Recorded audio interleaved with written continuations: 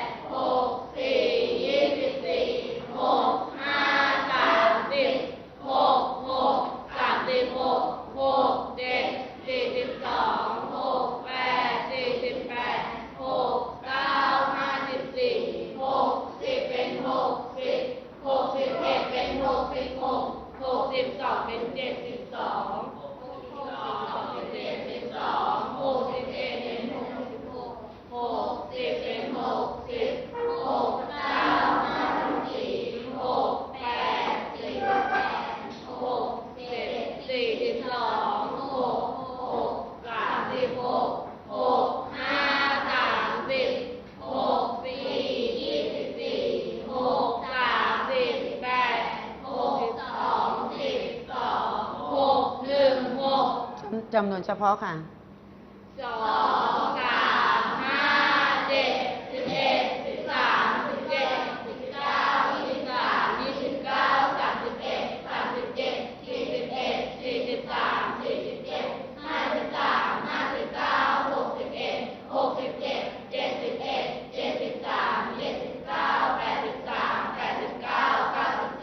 ปรบมือให้ตนเองวันนี้ใครท่องสุคูณโอ้ให้คนเดียวนะคะทันจีลาเอาไม้ให้เพื่อน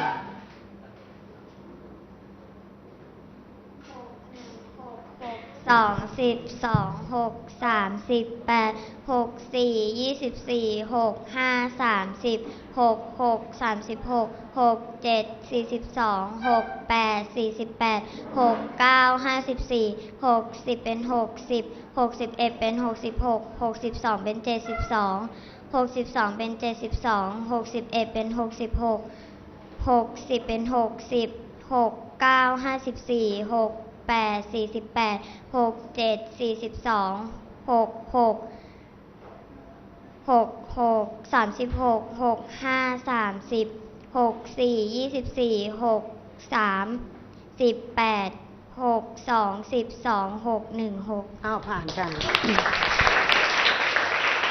จำนวนเฉพาะค่ะเตรียมตัวยืนเลยนะคะ1 2 3 4โอเคครบเริ่มห้ามผิดนะคะ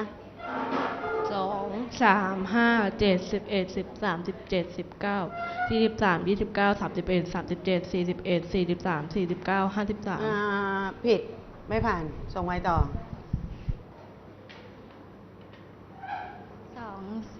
2 3 5 7 11 13 17 19 23 29 31 37 41 43 47 53 59 61 67 71 73 79 83 89 97ผ่านค่ะหนูเตรียมไม้ไว้เลยนะคะด้านนู้น2 3 5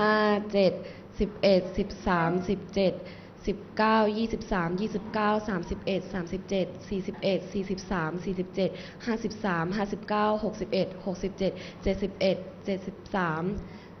79 83 89 97ผ่านค่ะ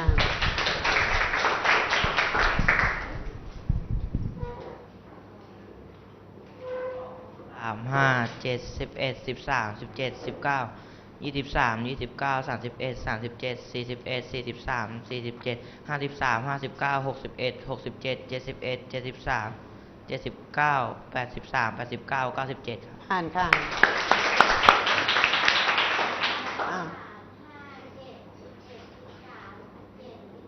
23 29 31 37 41 43 47 53 59 61 67 71 73 79 83 89 97ผ่านค่ะเมื่อกี้หนูยืนด้วยเหรอคะ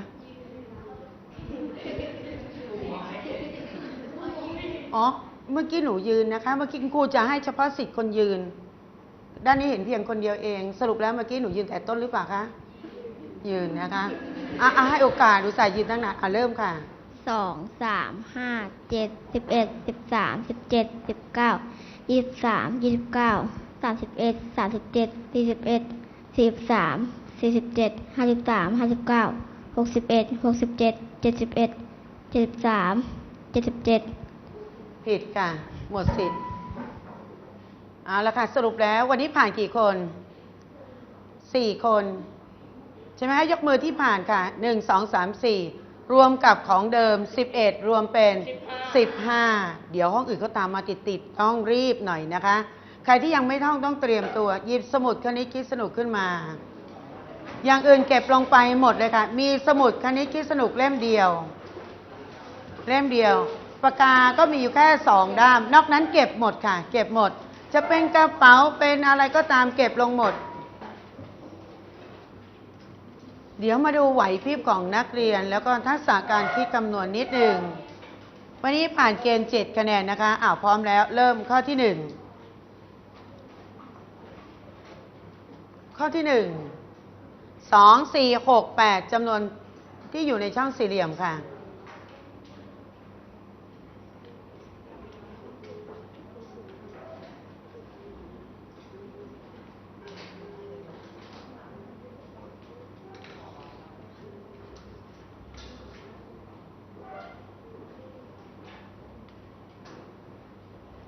ต่อไป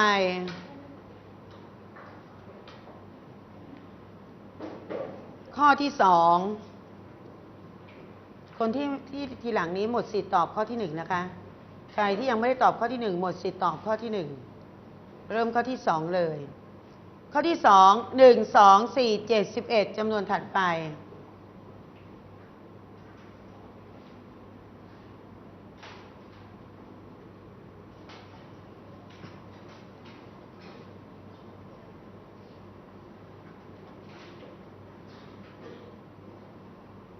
ต่อไปข้อที่3 1 4 9 16 25จำนวนถัดไป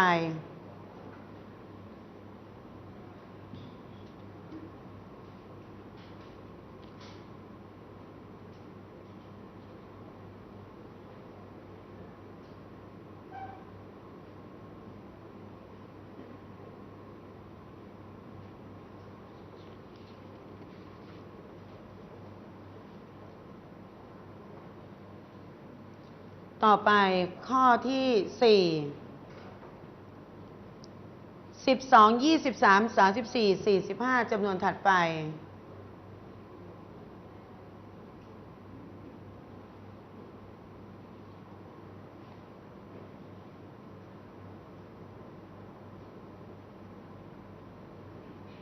ต่อไปข้อที่5 1 3 2 4 3จำนวนถัดไป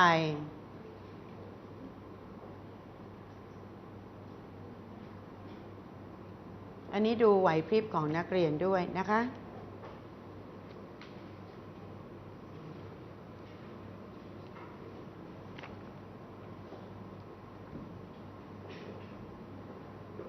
ต่อไปข้อที่6 2 5 8 11จำนวนถัดไป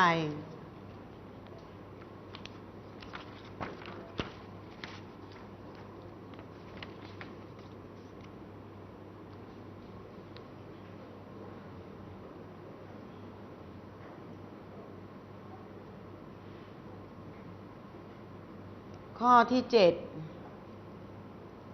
19 16 13 10จำนวนถัดไป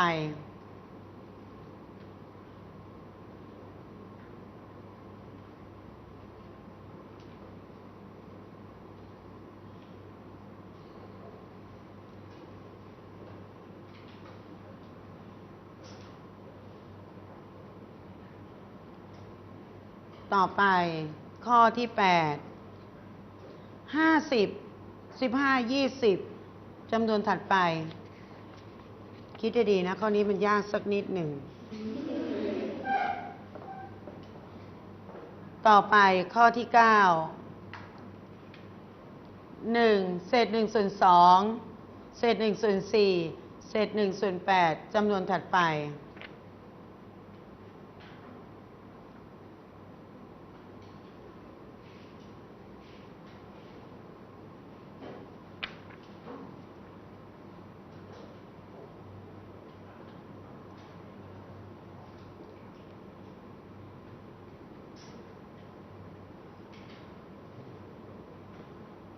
ข้อสุดท้าย10 20 25 35 40จำนวน